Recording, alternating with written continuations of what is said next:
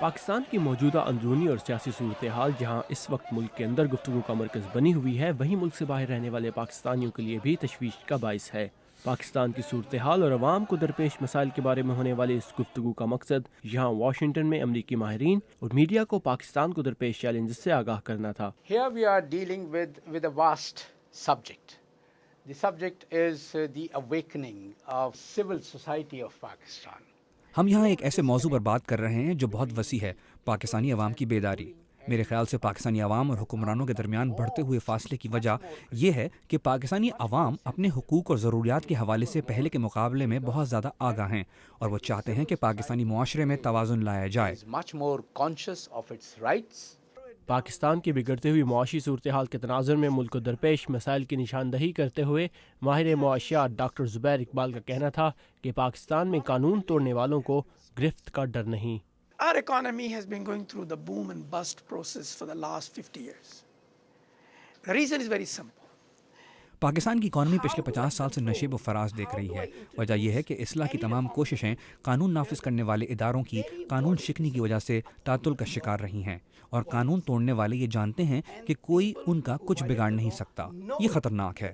اگر پاکستانی عوام اس چیز کو کنٹرول کرنے کے لیے تیار ہے کہ کوئی ایسا نہ کر سکے اور قانون کی بالادستی قائم کی جائے تو ہر سطح پر اصلاح کی جا سکتی ہے، ورنہ نہیں۔ If they are able to control that aspect of the rule of law and its implementation, reform is easier. But if you cannot do it, forget about the reform of it. Think tank سے متعلق ماہرین کا کہنا تھا کہ Washington میں اس طرح کی گفتگو کا ہونا بہت ضروری ہے تاکہ امریکی عوام اور حکومت کو پاکستانی ماہرین کے تجربات کی روشنی میں پاکستان کو سمجھنے کا موقع ملے۔ Thomas Hallahan centre for media and diplomacy سے وابستہ ہے اور جمہوری نظام کی بقا کے لیے کام کر رہے ہیں۔ امریکی حکومت میں پاکستان کے حوالے سے ماہر تجزیہ کاروں کی کمی ہے۔ حکومت کو صرف وہی پتہ چلتا ہے جو کہ پاکستانی حکومت کے عہدیدار انہیں بتاتے ہیں کہ وہ کتنا بہترین کام کر رہے ہیں۔ ہمیں پاکستان کو مضبوط کرنے کی ضرورت ہے۔ تعلیم کی فراہمی بہت ضروری ہے تاکہ عام لوگ سمجھ سکیں کہ ان کے حقوق کیا ہیں اور انہیں حاصل کرنے کے لیے کیا وسائل ہیں۔ میں پاکستانی عوام میں قابلیت دیکھتی ہوں۔ پاکستانی حکومت کا کام عوام کی خدمت کرنا اور انہیں ترقی دینا ہے۔ So I see a great deal of potential in Pakistan.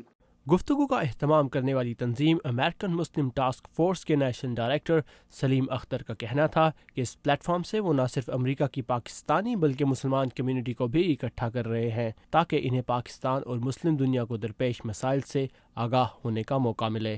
It's another substitute to a think tank جس میں یہ ہے کہ مختلف ایشوز جو مسلم امریکن کمیونٹی سے ریلیونٹ ہے، جو اسلامک ورلڈ سے ریلیونٹ ہے، جس کا سول رائٹ کے ساتھ ہیومن رائٹ کے ساتھ تعلق ہے، ان ایشوز کے اوپر مختلف انٹلیکچوئلس کو، خواہ وہ ان کا تعلق اکیڈیمیا سے ہو، تھنک ٹینک سے ہو، یا پولیٹیکل ایکٹیوسٹ ہوں، یا وہ سوشل آرگنائزیشن سے ہوں، ان کو بلائیں اور ان کو کہیں کہ آپ ان موضوع کے اوپر بات کریں۔ دیر از اے ڈسکشن۔